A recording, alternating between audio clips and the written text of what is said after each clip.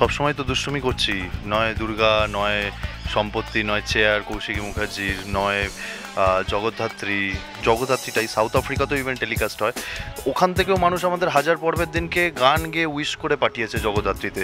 আমি নিজের বাড়ি কম থাকি, সত্যি বলছি, আমি নিজের বাড়িতে থাকি না বলতে গেলে, মুখার্জি বাড়িতে বেশি থাকি। মানে মোস্ট অফ দ্য টাইমস উৎসব বলেই ডাকে আমাকে, মানে অর্ক, বা আমার একটা নিকনেম আছে, তো নিকনেমটা যেমন আগে ডাকতো আমাকে, তো নিকনেমটাতেও ডাকা বন্ধ করে দিয়েছে, উৎসব বলেই ডাকে, ওই যে উৎসব এসছে বা এরকম সামথিং, এটাই।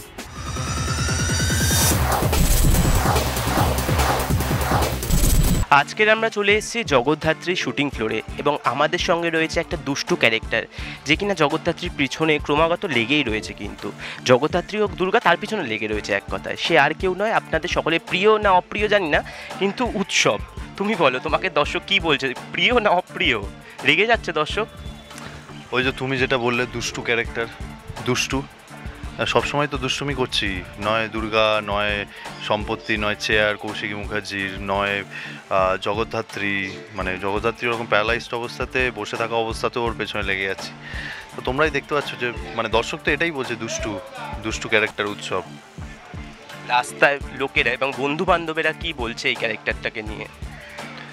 বন্ধু বান্ধব তো আমার সেরকম বন্ধু বান্ধব, মানে আমার সেরকম করে আমার বন্ধু সার্কেল খুব কম, সেরকম বন্ধু বান্ধব নেই। বাট যেটুকু ফ্যামিলি, ফ্রেন্ডস অ্যান্ড রিলেটিভস যারা আছে, বা বাইরের থেকেও যা ফিডব্যাক পাই সবার থেকে, তো মোটামুটি বলছে যে দুষ্টামিটা ভালো লাগছে তাদের। এমন কোনো এক্সপিরিয়েন্স হয়নি যেখানে এসে বলেছে যে এটা আমার করোনা জগদ্ধাত্রীর সাথে, বা কেন মেহেন্দি আর তুমি মিলে এরকম করছো? হ্যাঁ, ডেফিনেটলি আমার অডিয়েন্স যারা আছে, জগদ্ধাত্রীর অডিয়েন্স যারা আছে, এরকম আমি বাইরে যখন শো করতে গেছি আমাকে, তখন ওখানে বলছে, মানে যখন কোয়েশ্চেন জিজ্ঞেস করছি তাদেরকে, তখন বলছে যে কেন এরকম করছো, একটু বদমাইশিটা কম করো না, জগদ্ধাত্রীর পেছনে কেন পড়ে আছো, জগদ্ধাত্রী আর স্বয়ম্ভুর পেছনে লেগো না, তুমি তোমার মতো থাকো না, কৌশিকী মুখার্জি তোমাকে চেয়ারটা দিয়ে দিলেই কি শান্তি। মানে এরকম অনেক কোয়েশ্চেন্স তাদেরও আসতে থাকে। তারা এতটা ইনভলভ আমাদের সাথে 3 বছর ধরে, এটাও আমাদের কাছে একটা ব্লেসিং যে আপনারা আমাদের সাথে 3 বছর ধরে, এবং আগামী দিনেও যে থাকবেন, আমরা সেটা নিশ্চিত এবং কনফার্ম বলতে পারি, যেভাবে আপনারা আমাদের সাথে ইনভলভমেন্টটা রেখেছেন। এই প্রজেক্টটা যখন শুরু হয়েছিল, ভাবতে পেরেছিলে যে এতটা বেশি মানুষের মধ্যে ক্রেজ তৈরি হবে, এতটা বেশি জনপ্রিয়তা?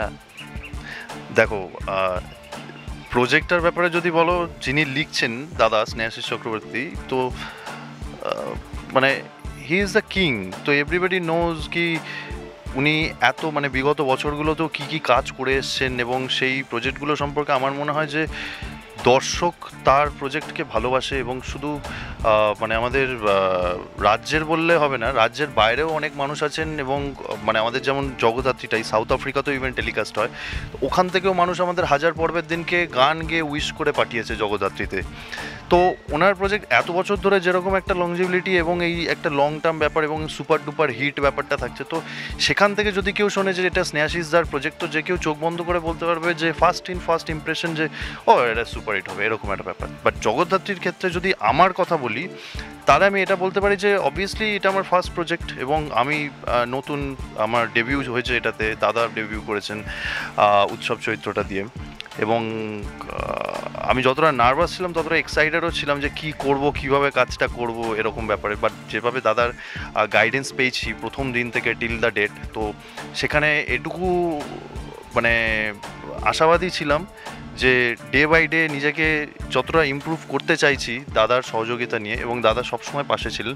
তো এটুকু আশাবাদী ছিলাম যে না, এটা অনেক দূরের ঘোড়া আর কি, দৌড়াচ্ছে। একদমই তাই, এখনও দেখা যাচ্ছে দৌড়াচ্ছে, এবং এই সপ্তাহতেও তোমরা স্লট লিড করেছো, তার জন্য কংগ্রাচুলেশন। আর আর তোমাদের তো এখন একটা দমদার একটা সময় চলছে, একটা দমদার পর্ব চলছে, তো সেইটা নিয়ে দর্শককে কি বলবে বলো? দেখো, জগদ্ধাত্রীতে প্রথম দিন থেকে দর্শকও জানে, এটা অলরেডি তোমরাও জানো, যে প্রথম দিন থেকে টিল দ্য ডেট এখনো পর্যন্ত দমদার পর্ব যেটা তুমি বললে সেটা সবসময় চলে। মানে আগে যখন ছিল, যেটা 20 বছর আগের আমাদের যেটা দেখানো হতো, তখন জগদ্ধাত্রী একদিকে যেমন কেস সলভ করছে প্যারালালি, তেমনি মানে বাইরের দিকে যেমন একটা কেস সলভ করছে, তেমনি প্যারালালি বাড়িতে ঘরেরও একটা কোনো ঘটনা দেখানো হচ্ছে। সেখানে আমি বা যারা অল দ্য অ্যান্টাগনিস্টস যারা আছি, আমরা সবাই মিলে একটা একই কাজ করছি, মানে যারা কিছু ষড়যন্ত্র করা এবং সেখানে বাইরেতেও একটা জগদ্ধাত্রী কেস সলভিংয়ের ব্যাপার চলছে প্যারালালি। তো টান উত্তেজনাটা জগদ্ধাত্রীতে, মানে এটার একটা ফিচার বলতে পারো, যে এটা সবসময় থাকে জগদ্ধাত্রীতে, যেটাই হয়তো আমাদের দর্শককে 3 বছরের মানে বেশি সময় ধরে দর্শককে টিভির সামনে বসিয়ে রাখতে বাধ্য করছে। ওই একই স্লটে 7টা থেকে 7:30টায় দর্শক সেই সমান আগ্রহ নিয়ে যেরমভাবে প্রথম দিনও দেখেছে, এখনও দেখছে, 20 বছরের চেঞ্জেসের পরেও দেখছে। আমার মনে হয় এটাই এটার ইউএসপি।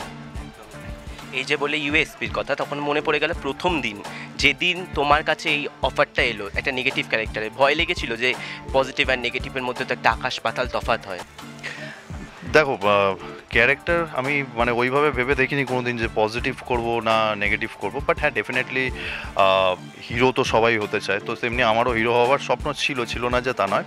বাট আমি যখন চরিত্রটা অফার করা হয় তখন আমি এটাকে ওইভাবে দেখিনি যে পজিটিভ না নেগেটিভ। আমি এইভাবে দেখেছি যে মানে যেটা একজন অভিনেতার কাজ হয়, যে একটা চরিত্রকে এক্সিকিউট করা, তো আমার কাছেও এটা একটা চরিত্র। এবার এটা পজিটিভ না নেগেটিভ, মানে প্রোটাগনিস্ট না অ্যান্টাগনিস্ট, সেটা ডেফিনেটলি ম্যাটার হয়তো অনেক ক্ষেত্রে করে, বাট ওই ক্ষেত্রে তখন আমার মাথায় শুধু এটাই ঘুরছিল যে আমি অভিনয় করতে চাই এবং this is a big opportunity for me. And দাদা আমাকে সেই প্ল্যাটফর্মটা এবং সেই সুযোগটা এবং এত বড় চরিত্রে যখন উনি ভেবেছেন, নিশ্চয়ই উনি কিছু মনে করেই ভেবেছেন।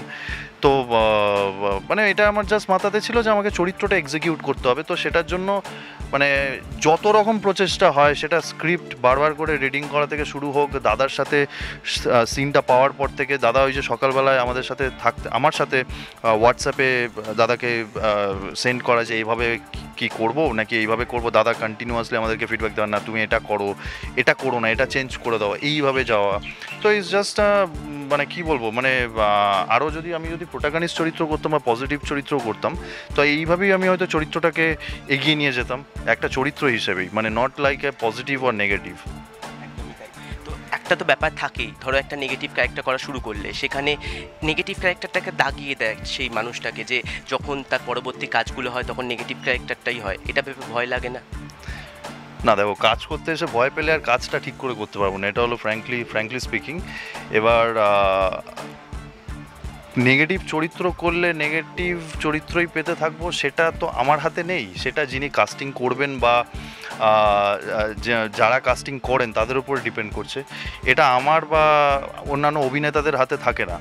তো এটা ভেবে ভয় পেয়ে শুধু আমি আমার সময়টা নষ্ট করতে চাই না, বরং যেটা আমার কাছে আছে সেটাকেই আমি ভালোভাবে করতে চাই এবং সেটার উপরে আমি জি জান লাগিয়ে দিতে চাই। ইভেন আমাকে যদি অন্য আদার্স থিংস মানে পারিপার্শ্বিক জিনিসও যদি তার এই চরিত্রটার জন্য যদি আমার স্যাক্রিফাইস করতে হয়, সেটাও আমি করতে পারবো, because of this character. Doesn't matter it is positive or negative, যদি ক্যারেক্টারটা স্ট্রং হয় এবং আমি মনে করি যে আমি সেটা কাবিলিয়ত, যে আমি এটা করতে পারবো, তো ডেফিনেটলি আই এম ইনটু ইট।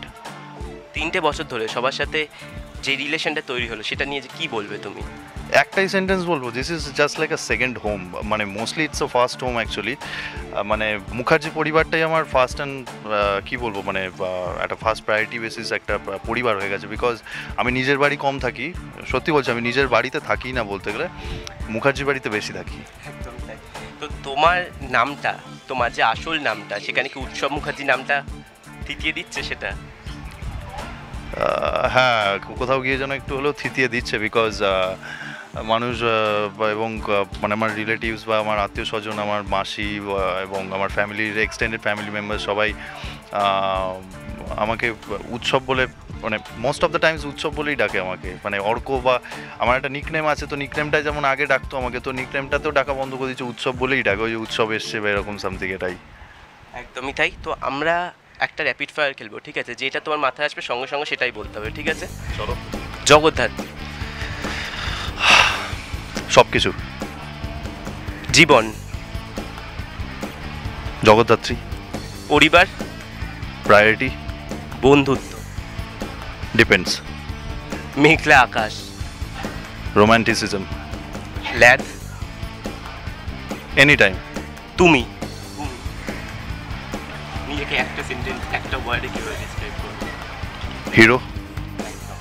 তো একদম। তো আমাদের আড্ডা এখানেই শেষ করতে হবে। দর্শককে কি বলবে বলো? দর্শককে এটাই বলবো, যেভাবে আমাদেরকে এবং আমার চরিত্রকে মানে আফটার বিং মানে কি বলবো নেগেটিভ চরিত্র প্লে করার পরেও যেভাবে আমাকে এতটা ভালোবাসা দিয়েছো, চরিত্রটাকে এতটা ভালোবেসেছো, এবং চরিত্রটা নিয়ে সোশ্যাল মিডিয়া থেকে হোক বা বিভিন্ন জায়গা থেকে হোক যেভাবে ফিডব্যাক পাই যে আমার চরিত্রটা নিয়ে যে তোমরাও এতটা এনথুসিয়াস্টিক, তো আমি এটাই বলবো যে আগামী দিনে আমাকে এবং জগদ্ধাত্রীর পুরো ফ্যামিলিকে, জগদ্ধাত্রী প্রজেক্টটাকে যেভাবে তোমরা এতদিন ভালোবেসে এসেছো সেভাবেই দেখতে থাকো জগদ্ধাত্রী সোম থেকে রবি সন্ধ্যে 7টার সময়। এবং আগামী দিনে এটুকু বলতে পারি আরও নতুন নতুন নতুন অনেক চমক আসতে চলেছে জগদ্ধাত্রীতে, এটাই শেষ নয়। Thank you. এইরকম আরও বিভিন্ন খবর পাওয়ার জন্য অবশ্যই আপনাদের চোখ রাখতে হবে টলি ফোকাসে। Thank you. Tollywood focus Kolkata চ্যানেলটি আপনাদের ভালো লেগে থাকলে লাইক করুন, সাবস্ক্রাইব করুন এবং আপনাদের পছন্দের ভিডিওটি অবশ্যই শেয়ার করুন। Tollywood focus Kolkata.